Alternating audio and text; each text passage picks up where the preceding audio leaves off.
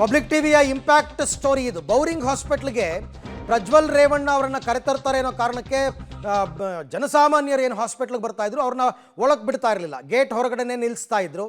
ಇದನ್ನು public TV ಸುದ್ದಿ ಬಿತ್ತರ ಮಾಡಿದ ನಂತರ ಈಗ ಎಚ್ಚೆತ್ಕೊಂಡಿರ್ತಕ್ಕಂಥ ಅಲ್ಲಿನ ಸಿಬ್ಬಂದಿ ಅವರಿಗೆ ಅನುಕೂಲ ಮಾಡಿಕೊಟ್ಟಿದ್ದಾರೆ. ಬಂದಿರತಕ್ಕಂಥವ್ರು ಪಾಪ ದೂರದ ಊರುಗಳಿಂದ ಬಡ ಜನರು ಎಸ್ಪೆಷಲಿ ಬೌರಿಂಗ್ ಹಾಸ್ಪಿಟ್ಲಿಗೆ ಬರ್ತಾರೆ, ಅವ್ರದ್ದು ರೆಗ್ಯುಲರ್ ಚೆಕಪ್ ಏನಿರುತ್ತೆ ಅದೆಲ್ಲ ಮಾಡಿಸೋದಕ್ಕೆ ಅಂತ. ನೀವು ಅವ್ರನ್ನ ಬಿಡದೇನೆ ಹೊರಗಡೆ ನಿಲ್ಲಿಸ್ಬಿಟ್ರೆ, ಇವ್ರನ್ನ ಕರ್ಕೊಂಬರ್ತೀವಿ ಅನ್ನೋ ಕಾರಣಕ್ಕೆ ಅವ್ರನ್ನೆಲ್ಲ ಹೊರಗಡೆ ನಿಲ್ಲಿಸ್ಬಿಟ್ರೆ ತಪ್ಪಾಗುತ್ತೆ. ಈ ಬಗ್ಗೆ ಮತ್ತಷ್ಟು ಮಾಹಿತಿ ನನ್ನ ಕೊಲೀಗ್ ಮಾರುತಿ ಅವರಿಂದ ಪಡೆಯೋಣ. ಎಸ್ ಮಾರುತಿ, ಇವಾಗ ಬರ್ತಕ್ಕಂಥ ರೋಗಿಗಳಿಗೆ ಅನುಕೂಲ ಮಾಡಿಕೊಟ್ಟಿದ್ದಾರಾ? ಯಾವ ರೀತಿ ವ್ಯವಸ್ಥೆ ಮಾಡಿಕೊಟ್ಟಿದ್ದಾರೆ?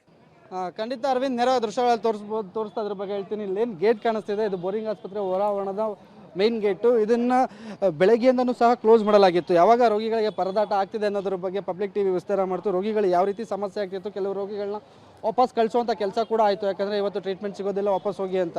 ಆದರೆ ಯಾವುದೇ ಕಾರಣಕ್ಕೂ ಇಲ್ಲಿ ಯಾವುದೇ ವೈದ್ಯರು ರಜೆ ಇಲ್ಲ, ಎಂದಿನಂತೆ ಆಸ್ಪತ್ರೆ ತೆರೆದಿರುತ್ತೆ. ಈಗ ಯಾವಾಗ ಸುದ್ದಿ ಪ್ರಸಾರ ಆಗುತ್ತೋ ಸುದ್ದಿ ಬೆನ್ನಲ್ಲಿ ಎಚ್ಚೆತ್ಕೊಂಡ ವೈದ್ಯಾಧಿಕಾರಿಗಳ ತಂಡ ಈ ಗೇಟ್ಗಳನ್ನು ಓಪನ್ ಮಾಡಿ ಈಗ ರೋಗಿಗಳನ್ನ ಒಳ ಬಿಡುವಂಥ ಕೆಲಸ ಕೂಡ ಆಗಿರುವಂಥದ್ದು. ಮತ್ತೊಂದು ಭಾಗದಲ್ಲಿ ನಿಮಗೆ ಒ ಪಿ ಡಿ ಯಾವ ರೀತಿ ಕ್ಯೂ ನಿಂತಿದ್ದಾರೆ ಅಂತಲೂ ಸಹ ತೋರಿಸ್ಬಿಡ್ತೀನಿ. ಯಾಕಂದರೆ ಒ ಪಿ ಡಿ ಹತ್ರ ಆಗಲೇ ಜನಗಳಿರಲಿಲ್ಲ. ಯಾಕಂದರೆ ಬಂದಂಥ ಪೇಷಂಟ್ಗಳನ್ನ ಕಳಿಸುವಂಥದ್ದು, ಅಂದರೆ ಇಲ್ಲಿ ಬಂದಂಥ ಒ ಪಿ ಡಿ ಪೇಷಂಟ್ಗಳು ಈಗ ಇಲ್ಲಿ ಬಂದು ಈಗ ಟೋಕನ್ಗಳನ್ನ ತಗೊಂಡು ಅವರ ಚೆಕಪ್ಗೆ ಹೋಗ್ತಿರುವಂಥದ್ದು. ಯಾಕಂದರೆ 9 ಗಂಟೆ ನಂತರದಲ್ಲಿ ಟೋಕನ್ ವಿತರಣೆ ಮಾಡ್ತಾರೆ. ಅದು ಸರ್ಕಾರಿ ಆಸ್ಪತ್ರೆಯ ನಿಯಮ. 9 ಗಂಟೆ ನಂತರದಲ್ಲಿ ಬರುವಂಥ ಎಮರ್ಜೆನ್ಸಿ ಹೊರತುಪಡಿಸಿ ಉಳಿದಂತೆ ರೆಗ್ಯುಲರ್ ಚೆಕಪ್ ಬರುವಂಥದ್ದು, ಕೆಮ್ಮು ಜ್ವರ ಬೇರೆ ಬೇರೆ ಸಮಸ್ಯೆ ಇರೋರು ಬಂದಂಥವ್ರು ಇಲ್ಲಿ ಟೋಕನ್ ತೆಗೆದು ಆಮೇಲೆ ಯಾವ ರೂಮ್ಗೆ ಹೋಗಬೇಕು ಅನ್ನೋದನ್ನು ತಿಳಿಸ್ತಾರೆ.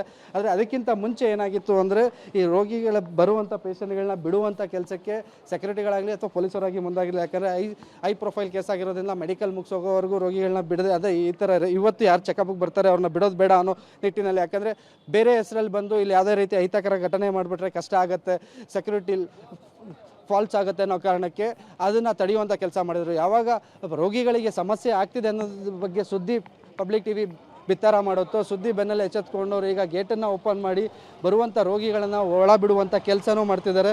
ಮತ್ತು ಬೇರೆ ಯಾರು ಬರ್ತಾರೆ ಅವರ ಐ ಡಿ ಕಾರ್ಡ್ ಚೆಕ್ ಮಾಡಿ ಒಳ ಬಿಡ್ತಾರೆ. ಅಂದರೆ ಆಸ್ಪತ್ರೆ ಸಿಬ್ಬಂದಿಗಳಾಗಿದ್ದರೆ ಅವ್ರ ಐ ಡಿ ಕಾರ್ಡ್ ಚೆಕ್ ಮಾಡ್ತಿದ್ದಾರೆ, ಅಥವಾ ರೋಗಿಯ ಕುಟುಂಬಸ್ಥರಾಗಿದ್ದರೆ ಆಸ್ಪತ್ರೆ ನೀಡುವಂಥ ಕಾರ್ಡ್ ಏನಿದೆ ಅದನ್ನು ಚೆಕ್ ಮಾಡಿ ಒಳ ಬಿಡುವಂಥ ಕೆಲಸ ಮಾಡ್ತಿದ್ದಾರೆ.